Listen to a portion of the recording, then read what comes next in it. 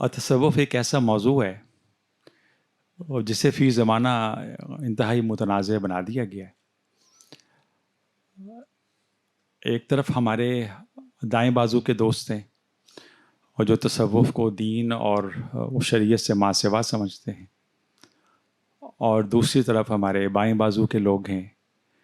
اور جو تصوف کو ماورا سمجھتے ہیں۔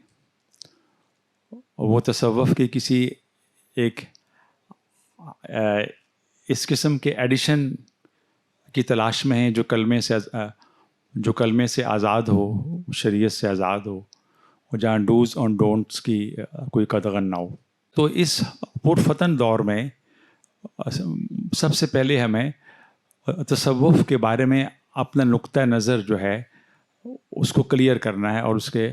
اشکالات کو دور کرنا ہے۔ لوگ اکثر پوچھتے ہیں، اکثر طلباء یہ سوال کرتے ہیں کہ تصوف کی ضرورت آج کے دور میں کیا ہے؟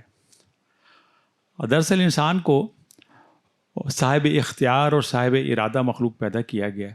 اور جوں ترقی میں اس کی قوت بڑھتی جا رہی ہے، اس کا اختیار اور اقتدار بڑھتا جا رہا ہے، اسی قدر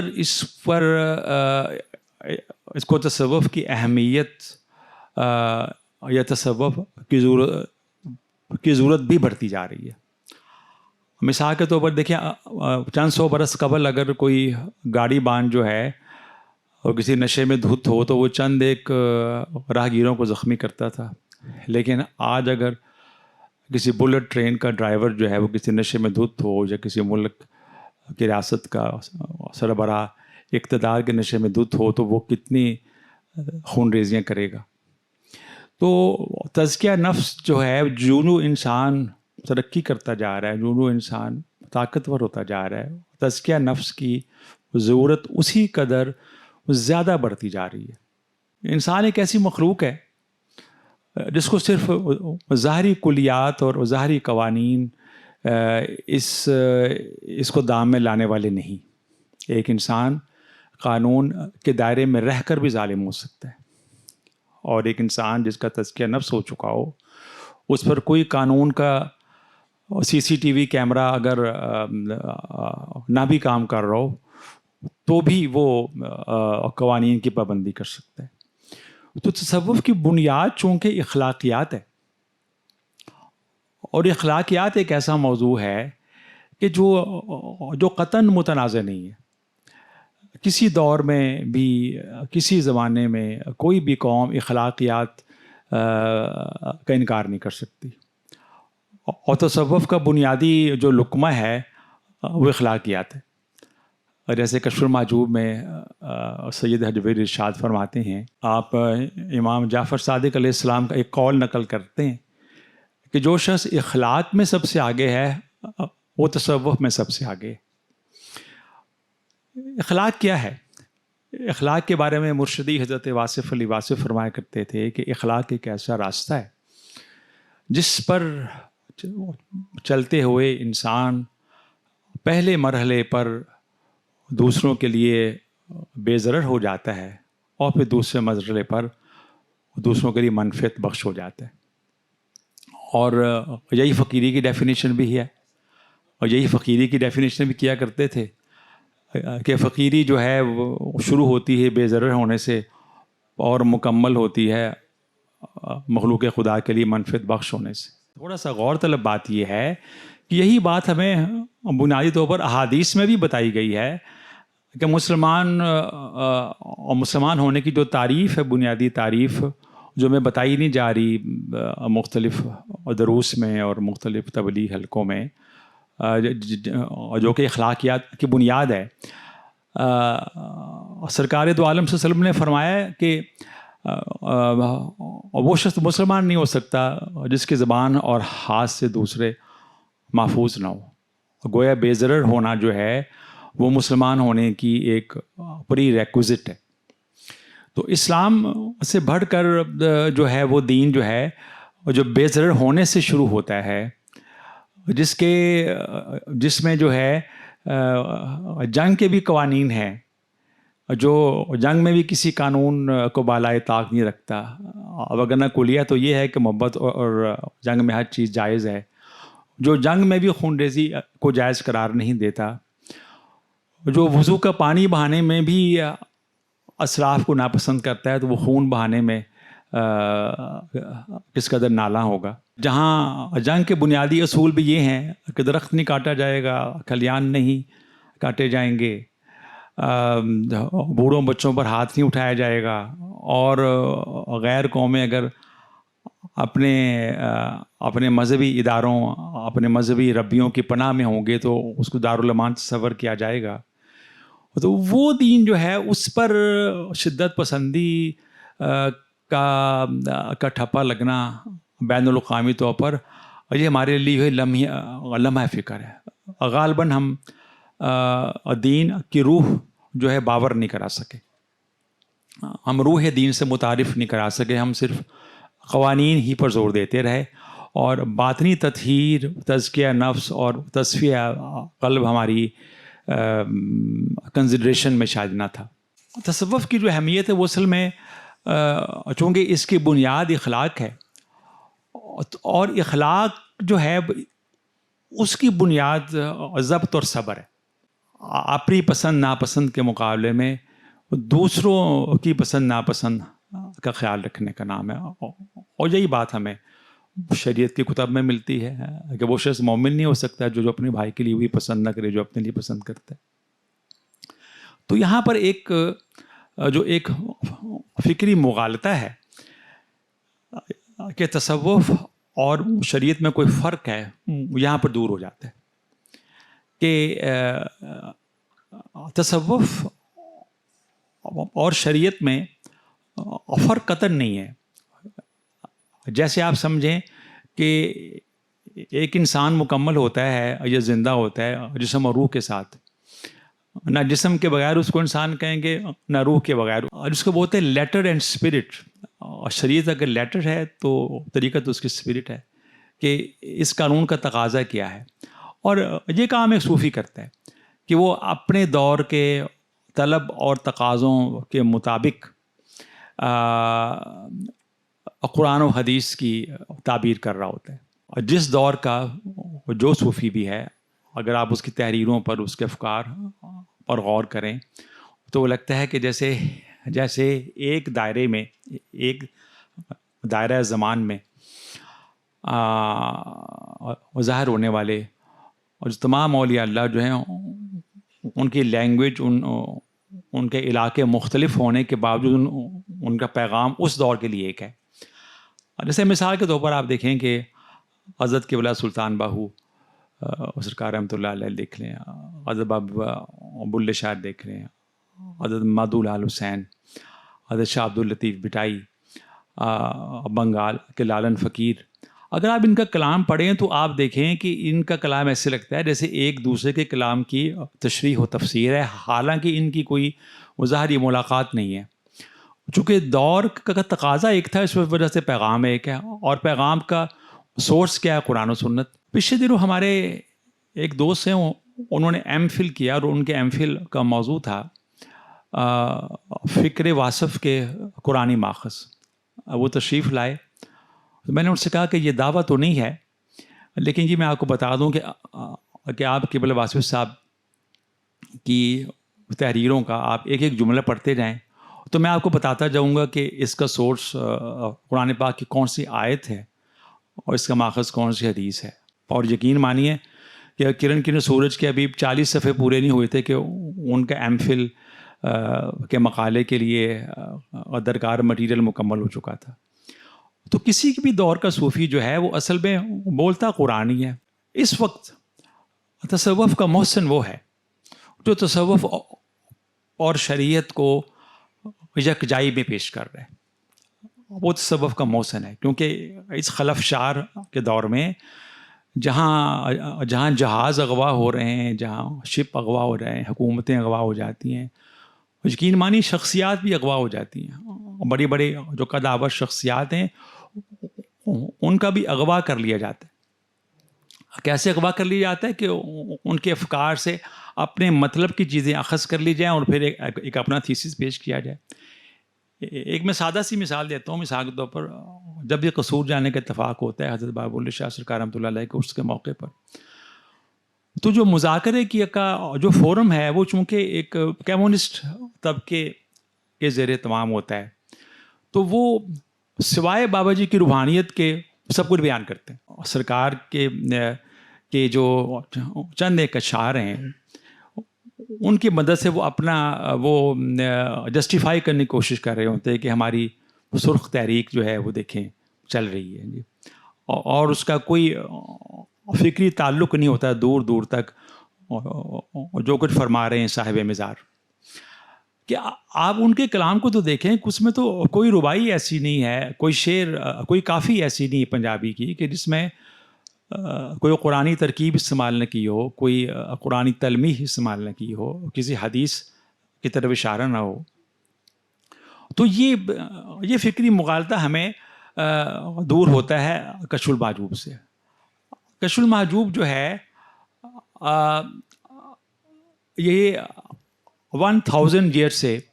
سالکان طریقت کا، راہنوردان شوق کا یہ ایک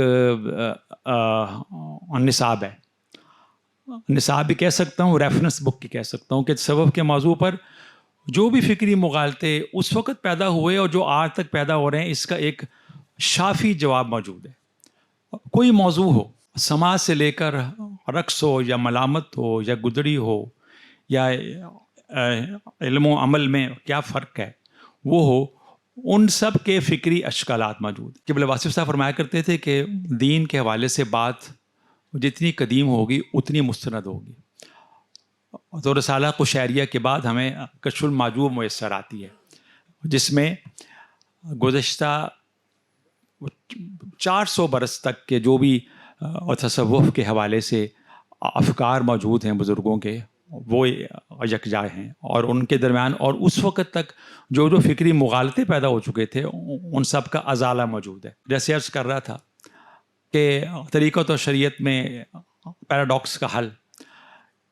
کشف المحجوب میں کا اسلوب کچھ یوں ہے کہ سید حجویر جب بھی کوئی موضوع شروع کرتے ہیں تو اس کو پہلے قرآنی حوالہ دیتے ہیں، پھر حدیث پاک اس موضوع کے بیان کرتے ہیں، پھر اس کو صحابہ اہل بیت کے اقوال سے اس کی تطبیق کرتے ہیں، اور پھر اس وقت سے لے کر آپ کے دور تک جو مشاہیر گزرے ہیں ان کے اقوالات کی مدد سے اس تھیسس کو بلڈ کرتے ہیں.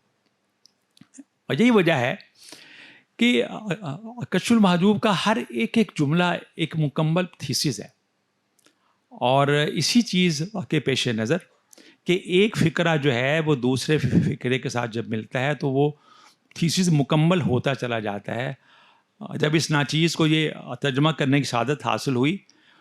تو میں نے اس کے ذیلی موضوعات نہیں بنائے جس کو بولتے ہیں سب ہیڈنگ. اور جب ہم ذیلی موضوعات بناتے ہیں تو قاری ان موضوعات کی چھتری کے نیچے وہ ٹاپک پڑھنے کی کوشش شروع کرتا ہے، اور جو صاحب کتاب، صاحب تصنیف کا جو موضوع بن رہا ہے، جو تھیسس بن رہا ہے، اس سے قدر ہٹ جاتا ہے. اور ہم نے یہ کوشش کی اس میں سب ہیڈنگ نہ بنائی جائے اور اس کا اسلوب اتنا عام رکھا جائے کہ عام ایک اسٹوڈنٹ جو اشفاق احمد غزاویہ پڑھ لیتا ہے، جو قطب اللہ شہاب کی کتابیں پڑھ لیتا ہے، اور جو ہمارے قبلہ واصف صاحب کی سادہ لکھی ہوئی کتابیں پڑھنے کی استطاعت رکھتا ہے، وہ بھی روانی میں پڑھتا چلا جائے، درمیان میں کہیں رکے نہ. کیونکہ آج کے دور کا اسلوب کچھ اور ہے.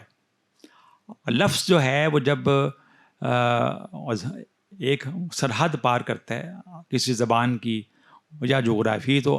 اپنے مفہوم کو کچھ تھوڑا سا تبدیل کر دیتا ہے. اس مفہوم کو کی تبدیلی کو محسوس اگر نہ کیا جائے تو ہم اس ترجمے سے انصاف نہیں کر پاتے. مثال کے طور پر جیسے لفظ شادی ہے، تو جہاں سے لفظ برآمد ہوا ہے فارسی میں، وہاں تو اس کا مطلب خوشی ہے، لیکن یہاں اس کا مطلب ویڈنگ ہے، تو فرق ہے بہت. تو یہاں پر جو ہے وہ علم کے موضوع پر ایک مکمل ایک تھیسس موجود ہے، جس کا اظہار گاہے گئے صوفیہ کرتے رہیں کہ علم و باج کریں فقیری، کافر مریں دیوانہ ہوا، اثبات علم ہی سے ڈیرائیو کیا ہوا سبق ہے یہ۔ اس کتاب سے میرا تمسک کچھ 40 سال پرانا ہے۔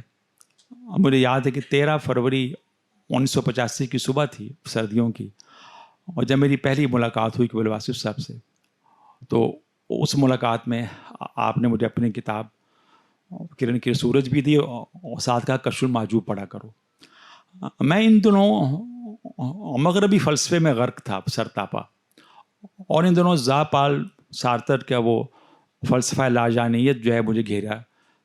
گھیرے میں لیا ہوا تھا، جس کا مدعا خلاصہ یہ ہے کہ چونکہ انسان کے پاس صحیح علم کے اصول کی استطاعت نہیں ہے، جو بھی علم وہ حاصل کرتا ہے وہ چونکہ قابل اعتبار نہیں ہے، اس وجہ سے اس علم کی بنیاد پر ہم زندگی اور کائنات کی جو بھی تعبیر کرتے ہیں وہ غیر یقینی ہوتی ہے اور اس کی ضرورت نہیں ہے۔ اس سارے فلسفے کا میں ایک آپ کو چھوٹی سی مثال دے رہا ہوں کہ یہ کتاب کتنی قیمتی آپ دیکھیں کہ اس میں ایک جملہ میں آپ کو سناتا ہوں جس نے اس سارے فلسفے کو ڈائنامائٹ کر دیا۔ آپ لکھتے ہیں اس بات علم کے باب سوم میں، آپ فرماتے ہیں ملحدین کا ایک گروہ ہے جنہیں سوفسطائی کہا جاتا ہے، اور جن کا عقیدہ یہ ہے، جن کا گمان یہ ہے کہ چونکہ انسان کے پاس جو بھی علم ہے مبنی بر حقیقت نہیں ہے، اس وجہ سے اس علم کی بنیاد پر ہم جو بھی رائے قائم کرتے ہیں، جو بھی مقصد طے کرتے ہیں، وہ بھی قابل اعتبار نہیں ہے۔ آپ فرماتے ہیں ہم ان سے پوچھتے ہیں کہ تمہارا یہ قول کہ انسان کے بعد جو بھی علم ہے اس کی بنیاد حقیقت نہیں ہے، کہ کیا آیا تمہارا یہ قول مبنی بر علم ہے یا بغیر علم کے ہے؟ اگر تم کہتے ہو کہ تمہارے اس قول کی بنیاد علم ہے تو گویا تم نے اپنے تھیسس کو خود ہی ابطال کر دیا، خود ہی نگیٹ کر دیا۔ اور اگر تم کہتے ہو کہ اس قول کی بنیاد ابھی علم نہیں ہے تو پھر ہم کیوں ایک ایسے قول کی تعبیر کے پیچھے پھریں اور جو خود اقرار کرتا ہے کہ یہ قول مبنی بر علم نہیں ہے؟ تو اس ایک جملے نے وہ سارے کا سارا فلسفہ لاجانیت کو غارت کر کے رکھ دیا۔ ایک موضوع ہے فقراء کے ہاں کہ آیا فقیری جو ہے وہ ثروت کے ساتھ ہو سکتی ہے یا مال و اسباب کے بغیر؟ تو اس موضوع کو بھی آپ نے بڑی خوبصورتی سے بیان کیا ہوا ہے تھیسس۔ کیا فرماتے ہیں کہ بات یہ کہ فقیر جو ہے وہ اس کو اس سے غرض نہیں ہوتی کہ آیا اس کے پاس مال و اسباب ہے یا نہیں ہے، کیونکہ درویشی تو ایک نقطہ نظر ہے کہ آپ اسباب دنیا پر احساس ملکیت نہ رکھیں۔ تفہیم بیان کر رہا ہوں، ایگزیکٹ الفاظ نہیں ہیں، کیونکہ کشف المحجوب اتنی کمپیکٹ کتاب ہے کہ وہ